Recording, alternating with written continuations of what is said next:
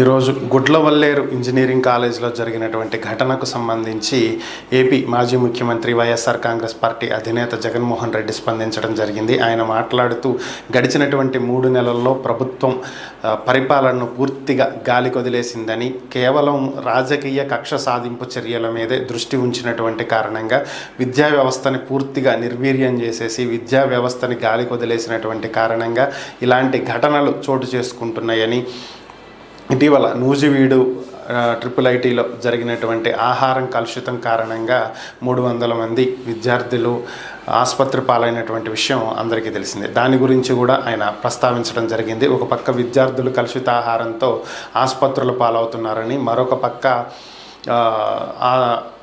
వంటకి సరైనటువంటి మధ్యాహ్న భోజన పథకంలో సరిగ్గా భోజనాలు పెట్టట్లేదని, మరొక పక్క ఇప్పుడు గుడ్లవల్లేరు ఇంజనీరింగ్ కాలేజీలో హిడెన్ కెమెరాలతో ఈ విధంగా చేస్తుంటే ప్రభుత్వం ఏం చేస్తుంది, కనీసం వారి మీద చర్యలు తీసుకునేటువంటి పరిస్థితుల్లో కూడా ప్రభుత్వం కనిపించట్లేదు.